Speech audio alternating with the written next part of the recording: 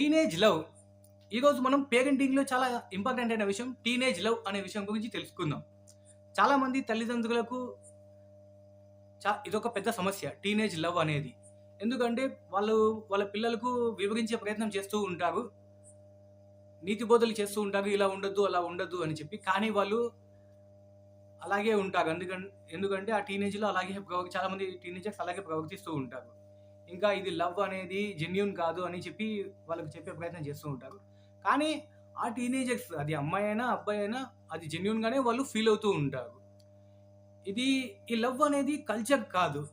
కానీ ఈ స్మోక్ ఇంకా మద్యం అనేది ఒక కల్చర్. ఎగ్జాంపుల్‌కి ఒక తల్లి ఉంది. ఆమె కొడుకు స్మోక్ చేస్తున్నాడు అని చెప్తే ఆమె అంత రియాక్ట్ అవ్వదు. ఎందుకంటే అది కల్చర్‌లో ఒక భాగం. కానీ మనం జాగ్రత్తగా గమనిస్తే ఈ స్మోక్ అనేది చాలా ఇబ్బందికి గురి చేస్తుంది. ఎందుకంటే లంగ్స్ పాడవుతాయి. ఆ లంగ్స్ ద్వారా అలాగే హార్ట్ అటాక్ కూడా వచ్చే అవకాశం ఉంటుంది. ఈ మద్యం కూడా అలాంటిదే. ఈ మద్యం కూడా ఒక కల్చరే. ఈ మద్యం తాగినారంటే తల్లిదండ్రులే ఒక్కొక్కసారి కూర్చొని తాగుతూ వాళ్ళని ఎంకరేజ్ చేస్తూ ఉంటారు. ఇది కల్చరల్ కాబట్టి తల్లిదండ్రులు వాళ్ళను వాళ్ళను అపోజ్ చేసే ప్రయత్నం చెయ్యరు. కానీ ఇదే ఎక్కువ నష్టాన్ని కలుగజేస్తుంది. ఇక ఈ లవ్ అనేది ఒక నేచర్. ప్రేమ పుట్టడం అనేది ఒక సహజం. సరే మనల్ని ఒకసారి మన జీవితాన్ని వెనక్కి తిరిగి చూసుకున్నప్పుడు టీనేజ్‌లో ఈ లవ్ అనే ఫీలింగ్ ఎవరికైనా వచ్చి ఉండవచ్చు. అది ఎవరికైనా వస్తుంది. అది సహజం. అది హార్మోన్ ప్రభావం. ఇంకా ఈ సినిమాలలో చూపించేది కూడా అదే. అంటే నిజం కాదు. సినిమాలలో చూపించేది కూడా అదే కదా! ప్రేమ అంటే నిజమని, ప్రేమ ఒకసారే పుడుతుంది. ఇలా ప్రేమ అంటే చాలా గొప్పది అని చెప్పి దాన్ని ప్రేమను ఎగ్జాగరేట్ చేసి చెప్తూ ఉంటారు. ఇంకా పేరెంట్సే టీనేజర్స్‌ని వాళ్ళని పిల్లలని ఇలాంటి సినిమాలకి తీసుకెళ్ళి చూపిస్తూ ఉంటారు. అప్పుడు వాళ్ళక్కడ ఏం నేర్చుకున్నారు? ప్రేమ అంటే గొప్పది అని నేర్చుకున్నారు.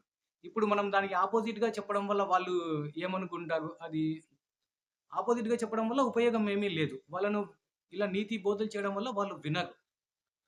చాలామంది టీనేజర్స్ ఇలాగే ఉంటారు. టీనేజర్స్‌లో ఇది ఫాదర్స్‌కి కానీ, మదర్‌కి కానీ ఇలా కౌంటర్ చేయడం అనేది చాలా ఎక్కువగా ఉంటుంది. ఎందుకు అంటే ఇప్పుడు ఒక ఫాదర్ ఉన్నాడు.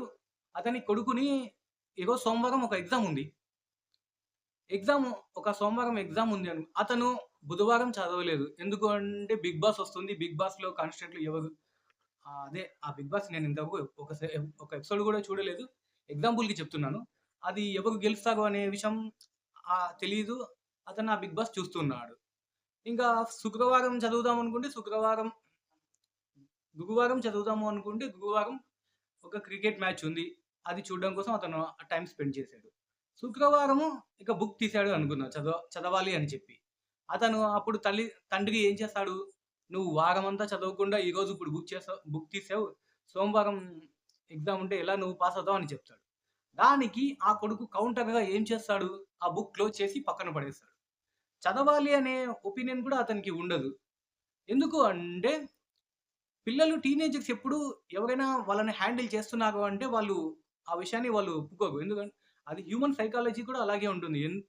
అది ఏమిటి అంటే ఎవరైనా మనల్ని హ్యాండిల్ చేస్తే అంటే ఎవరైనా మనల్ని హ్యాండిల్ చేయాలని ప్రయత్నం చేస్తే వాళ్ళు చెప్పిన అథారిటీ చెలాయించాలనే ప్రయత్నం చేస్తే అక్కడి నుంచి పారిపోవాలనే ప్రయత్నమే మన మనసు చేస్తూ ఉంటుంది. ఈ టీనేజర్స్‌లో ఇది చాలా ఎక్కువగా ఉంటుంది. ఇప్పుడు ఈ ప్రేమ విషయానికొస్తే వాళ్ళు జెన్యూన్ కాదు అని చెప్పడం వల్ల అది అమ్మాయైనా, అబ్బాయైనా అవతల నుంచి జెన్యూన్ అని తెలుసుకునే అని అని తెలియచేయాలి అని చెప్పే ప్రయత్నమే చేస్తూ ఉంటారు. ఇప్పుడు ఉదాహరణకి ఒక, ఒక అమ్మాయి ఉంది. ఒక అమ్మాయి ఒక అబ్బాయిని లవ్ చేస్తుంది. ఆ అమ్మాయి టీనేజ్ దాటి ఇంజినీరింగో ఏదో గ్రాడ్యుయేషనో చదువుతూ ఉంది. కానీ ఆ అమ్మాయికి అన్ని అబద్ధాలే చెబుతున్నాడు.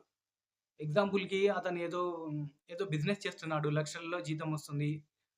లక్షల్లో తనకి ఆదాయం వస్తుందని చెప్తున్నాడు. కానీ ఈ అమ్మాయిని 5,000కు, 10,000కు డబ్బులను అడుగుతున్నాడు. అతను జస్ట్ అబద్ధం చెప్తున్నాడు. ఇప్పుడు అతను ఏమని చెప్తున్నాడు? ఎవరికో ఒక 5,000 డొనేట్ చేశాను, వాళ్ళకి డొనేట్ చేశాను అని చెప్పి చెప్తున్నాడు. ఇప్పుడు ఆ అమ్మాయి దీన్ని చాలా ప్రౌడ్‌గా ఫీల్ అవుతూ అతను చెప్పింది నిజమని చెప్తూ ఉంటుంది. ఇక తల్లిదండ్రులు అపోజిట్‌గా చెప్పినా కూడా ఈ కౌంటర్‌లో చెప్పిన 10 విషయాలలో ఒక 2 విషయాలు నిజం అనుకుంటే, ఆ 2 విషయాల్ని పట్టుకొని అతను నిజమే మాట్లాడుతున్నాడు, అబద్ధం చెప్పడం లేదు అని చెప్పి వీళ్ళకు అంటే తల్లిదండ్రులకు నిరూపించుకునే ప్రయత్నమే చేస్తూ ఉంటుంది. సేమ్ ఇక టీనేజర్స్ లవ్‌లో కూడా ఇలాగే ఉంటుంది. ఈ టీనేజర్స్ వాళ్ళు నేను చాలా హీరోనని ఫీల్ అవుతారు. నేను చాలా కమిటెడ్‌గా ఉంటాను ఈ లవ్‌లో అని చెప్పి సమాజానికి, తల్లిదండ్రులకు వాళ్ళు చూపించే ప్రయత్నం చేస్తూ ఉంటారనమాట.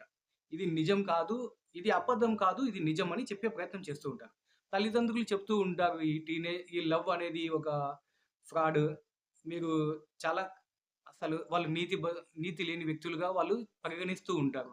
ఇంకా బెంబేలెత్తిపోయి భయపడిపోతూ ఉంటారు. ఒక అబ్బాయి లవ్ చేస్తున్నాడు అంటే వాళ్ళ తల్లిదండ్రులకు చాలా భయపడిపోతూ ఉంటారు. ఎందుకంటే వచ్చే అమ్మాయి ఎవరో, ఆ అమ్మాయి వచ్చి ఈ ఆస్తంతా లాక్కొని వెళ్ళిపోతుందేమో, వాళ్ళెలాంటి వాళ్ళు, ఇలా చాలా భయపడిపోతూ ఉంటారు. అట్ ద సేమ్ టైమ్ అతను ఇప్పుడు ఆ టీనేజర్ ఎలా ఉన్నాడు అంటే, వాళ్ళకి కౌంటర్‌గా ఉన్నాడు. వీళ్ళు ప్రతి విషయాన్ని అతన్ని హ్యాండిల్ చేయాలని ఒక అథారిటీ చెలాయించాలని చూస్తున్నారు కాబట్టి, ఆ టీనేజర్ అతనికి వాళ్ళకి పేరెంట్స్‌కి కౌంటర్‌గా ఉన్నాడు. ఇప్పుడు ఇతను ఏం చేస్తాడు? ఆహా! నేను చాలా కమిటెడ్‌గా ఉన్నాను. ఆ అమ్మాయి పట్ల చాలా ప్రేమను, కేర్‌ని చూపిస్తాను అని చెప్పి అతను ఫీల్ అవుతాడు. అతను నిరూపించుకునే ప్రయత్నం అలా వీళ్ళకి ఎందుకు అంటే ఆ లవ్‌లో నిజం ఉన్నా లేకపోయినా వీళ్ళకి కౌంటర్ ఇవ్వాలి కాబట్టి అతను అలా బిహేవ్ చేసే అవకాశం ఎక్కువగా ఉంటుందన్నమాట.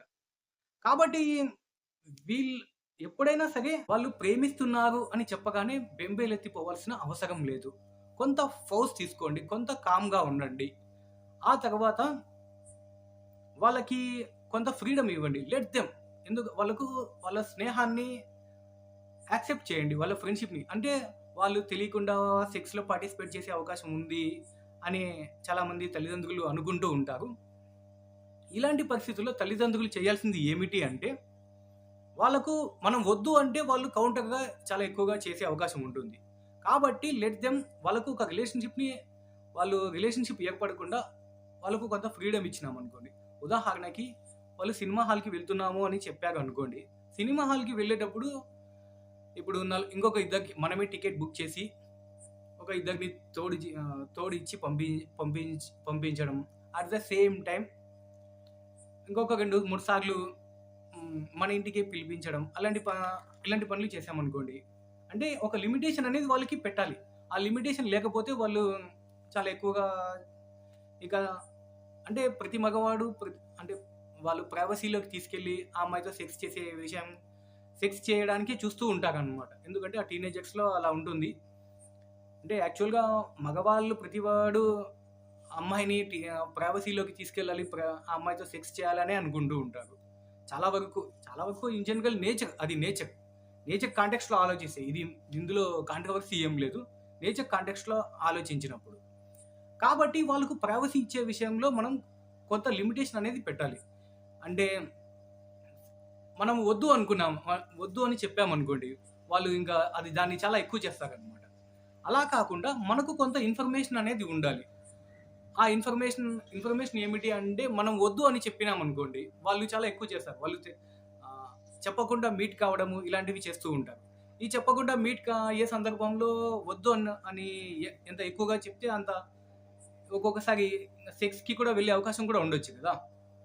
నాకు తెలిసినంత వరకు సెక్స్‌కి వెళ్ళే అవకాశం కూడా ఉంటుంది. కాబట్టి తల్లిదండ్రులు బెంబేలెత్తిపోకుండా వాళ్ళకు కొంత ఫ్రీడమ్ ఇచ్చి, మనము కొంత రేషనల్‌గా ఆలోచించేలాగా చేయాలి. ఈ ఫీల్ అనేది వస్తూ ఉంటుంది, వెళ్ళిపోతూ ఉంటుంది. కాబట్టి మీరు దాని గురించి ఆలోచించాల్సిన అవసరం లేదు అని వాళ్ళకు కేర్‌గా చెప్పగలిగినప్పుడు వాళ్ళు కొంత వినే అవకాశం ఉంటుంది. అలా కాకుండా ఒక మనం అథారిటీ చెలాయించాలని చూసినప్పుడు టీనేజర్స్ వాళ్ళు వినరు. వాళ్ళు కౌంటర్‌గా మాట్లాడే ప్రయత్నమే చేస్తుంటారు. కౌంటర్‌గా వాళ్ళ బిహేవియర్‌ని ఎస్టాబ్లిష్ చేసుకుంటారు. అలా కౌంటర్ బిహేవియర్ వాళ్ళకి ఉండవచ్చు. ఇంకా ఈ విషయంలో అప్పుడు ఇలా బిహేవ్ చేయాల్సిన అవసరం ఉంటుంది. ఇలా ఇన్ఫర్మేషన్ అనేది మనకు ఖచ్చితంగా ఉండాలి. ఇప్పుడు వాళ్ళు ఒక 5 సార్లు బయట మీట్ అయ్యారు అనుకోండి. ఆ ఇన్ఫర్మేషన్ మనకు తెలియాలి. ఇది ఎలా తెలుస్తుంది అంటే మనం వద్దని చెప్తే వాళ్ళు మనకు ఆ ఇన్ఫర్మేషన్ ఇవ్వరు. ఫర్ ఎగ్జాంపుల్ నేనిప్పుడు నా కొడుకుకి చాక్లెట్ తినద్దు అని చెప్పాను అనుకోండి, అతను తెలియకుండా తినే ప్రయత్నం చేస్తాడు. అదే నేను తిను అని చెప్పాను అనుకోండి, అప్పుడు నాకు అతను ఇన్ఫర్మేషన్ ఇచ్చే అవకాశం ఉంటుంది కదా. అంటే తెచ్చుకొని నేను చాక్లెట్ తిన్నాను అని చెప్పే అవకాశం ఉంటుంది. నేను వద్దు అని చెప్పాను అనుకోండి, ఆ విషయంలో అతను నాకు అసలు ఇన్ఫర్మేషన్ ఇవ్వడు. అంటే అతను బయట చాక్లెట్ ఎక్కడో పోయి తిన్నది నాకు అసలు చెప్పడు. సేమ్ ఇదే ఎగ్జాంపుల్తో పేరెంట్స్ కూడా చేయాల్సింది ఏమిటి అంటే, వాళ్ళను లెట్ దెమ్ ఫ్రీ. వాళ్ళకు కొంత స్వేచ్ఛనివ్వండి, వాళ్ళతో మాట్లాడనివ్వండి, కొంత చాటింగ్ ఇలాంటివి ఇంతవరకు కొంత లిమిటేషన్ అనేది పెట్టండి. ఆ తర్వాత ఇలా ప్రైవసీలోకి తీసుకెళ్లే ప్రయత్నం వాళ్ళు చేయకుండా మనకు ఆ ఇన్ఫర్మేషన్ అనేది ఉంటే, ఆ తర్వాత కొన్ని రోజులకి అది ఆ లవ్లో జెన్యూన్ ఉందా లేదా అనే విషయం వాళ్ళే తెలుసుకుంటారు. ఈ లవ్ అనే ఫీలింగ్ యాక్చువల్గా వస్తూ ఉంటుంది, వెళ్ళిపోతూ ఉంటుంది. యాక్చువల్గా మన లైఫ్ని కూడా ఎవరైనా సరే ఆ లైఫ్ని రివైండ్ చేసి చూసినప్పుడు మనకు కూడా తెలిసిన విషయమే. ఎప్పుడో స్కూల్లో ఉన్న లవ్ కాలేజీలో ఉండదు, కాలేజీలో ఉన్న లవ్ ఆ తర్వాత జాబ్లో ఉండదు. ఇదంతా లవ్ అనేది ఒక నేచర్, ఇది కామన్. ఈ విషయాలను మనం ఎప్పుడైతే వ్యతిరేకిస్తామో వాళ్ళు మనకి కౌంటర్ అయ్యే అవకాశాలు చాలా ఎక్కువగా ఉంటాయి. నేను ఇలాంటి విషయాల గురించి నా ఛానల్ ఇప్పుడే సబ్స్క్రైబ్ చేసుకోండి. ఇంకా నేను ఒక బ్లాగ్ రాస్తున్నాను, ఆ బ్లాగ్ లింక్ డిస్క్రిప్షన్లో ఇస్తాను, ఫాలో కండి. Thank you.